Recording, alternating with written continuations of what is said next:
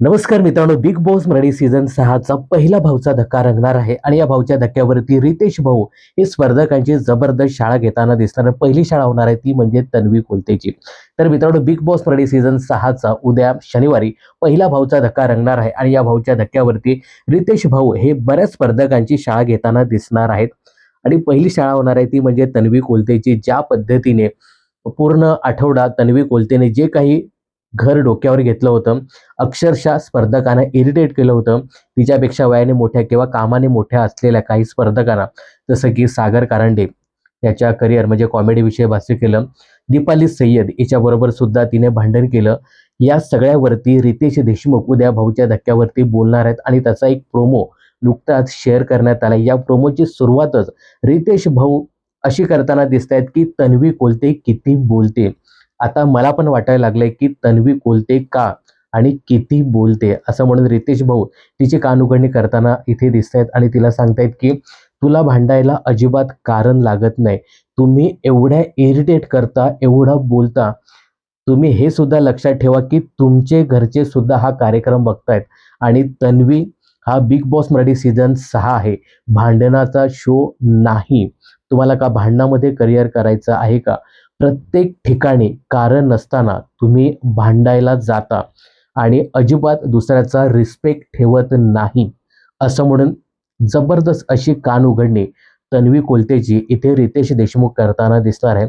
तन्वी कोलतेची शाळा घेतल्यानंतर रितेश भाऊ दीपाली सय्यद यांच्याकडे जाताना दिसतायत आणि जो काही तन्वीचा आणि दीपालीचा जो काही मुद्दा घरामध्ये झाला होता, याविषयी भाष्य करताना रितेश भाऊ म्हणताना दिसतायत की दीपाली जी त्या दिवशी मकर संक्रांत होती आणि मकर संक्रांतीच्या दिवशी आपण तिळगुळ देतो आणि सांगतो की गोड गोड बोला, परंतु मकर संक्रांतीच्या दिवशी तुम्ही भांडण केलं. यावरती दीपाली सय्यद बोलताना दिसतायत की ती माझ्याकडे आली होती, पण आमचं जास्त बोलणं झालं नाही. यावरती इथे रितेश देशमुख सांगताना दिसतायत की तुम्ही बोलायला पाहिजे, परंतु तुम्ही अक्षरशः त्या दिवशी भांडण केलं.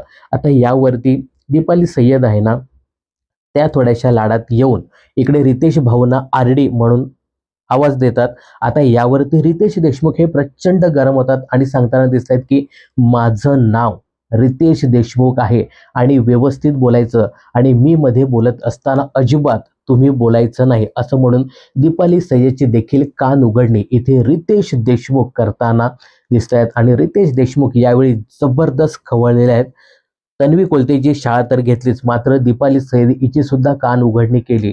कारण त्या दिवशी तन्वी तुमच्याशी बोलायला आली होती, जेवणाबद्दल बोलत होती ती, परंतु तुम्ही तिला निग्लेक्ट केलं आणि त्यामुळेच भांडण झालं. हे इथे रितेश भाऊ स्पष्ट करून सांगताना दिसतात आणि इथे दीपाली सय्यद हिला सुद्धा आरसा दाखवतायत. तर आता पहिल्याच दिवशी रितेश भाऊंचा रौद्र अवतार पाहायला मिळणार आहे आणि यावेळी 17चे 17 सदस्य हे अगदी स्तब्ध होतात. आता शेअर केलेल्या या प्रोमोमध्ये सध्या तरी एवढंच दाखवलंय.